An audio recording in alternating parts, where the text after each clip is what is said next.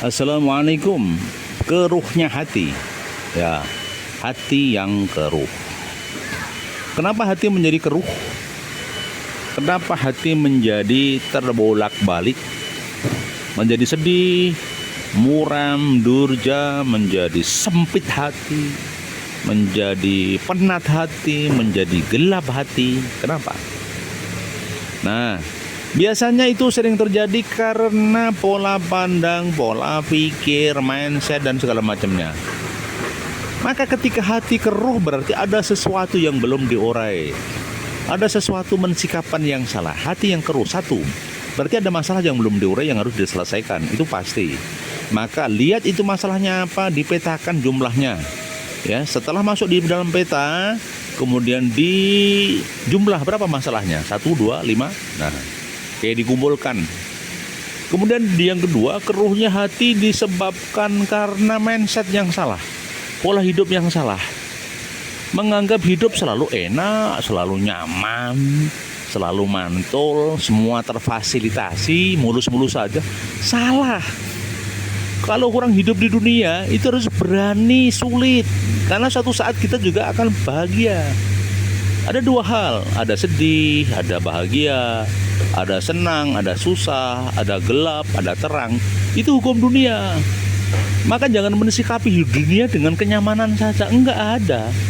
Dunia itu selalu sinergi antara dua hal, kebaikan, keburukan, susah dan sedih. Maksud saya susah dan bahagia, ya. Sedih dan gembira, gitu. Oke.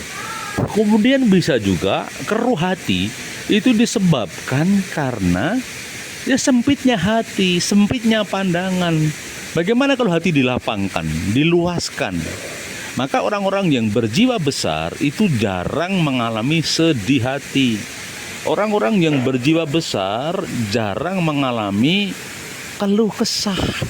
Orang yang berjiwa besar itu jarang mengalami penderitaan. Kenapa? Dilapangkan jiwanya. Loh, caranya gimana? Gampang. Jiwa yang lapang itu satu, penuh maaf, penuh ikhlas, penuh narimo, sabar dalam benturan, sabar dalam penderitaan. Itu berarti hatinya sedang lapang. Oke?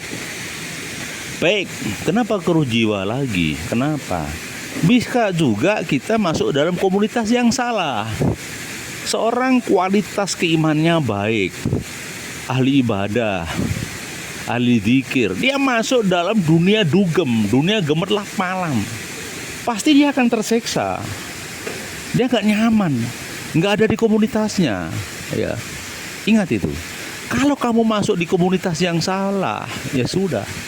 Seorang komunitas, maaf ya, pecinta musik keras ya, atau pecinta dugem, masuk di majelis zikir, bisa juga enjoy, bisa juga menjadi masalah. Ya, sebaliknya, maaf ya, ahli zikir masuk dalam komunitas dugem, tentunya dia akan terbelalak, kecuali dia punya sikap arif dan bijaksana. Nah, artinya seseorang itu berada dalam komunitasnya masing-masing. Seniman akan masuk di rumah budaya, ya. Pebisnis akan masuk di pasar, ya. Pekerja profesi akan masuk di masing-masing profesinya. Gitu ya. Oke. Lagi, kenapa sih keruh hati? Kenapa sih keruh hati? Nah, biasanya seseorang itu berambisi menguasai semua persoalan. Seseorang itu berambisi untuk menyelesaikan semua persoalan. Seseorang itu berambisi agar semua pekerjaan penyelesaian sesuai dengan pikirannya, sesuai dengan polanya. Ini yang salah. Tidak semua orang bisa didikte. Tidak semua orang harus mengikuti perintah dia. Tidak semua orang harus mengikuti pola pikir dan aturan dia. Gitu. Maka ketika dia memaksakan diri, dia akan keruh hati, akan banyak perlawanan. Ya. Yang paling akhir, kenapa keruh hati?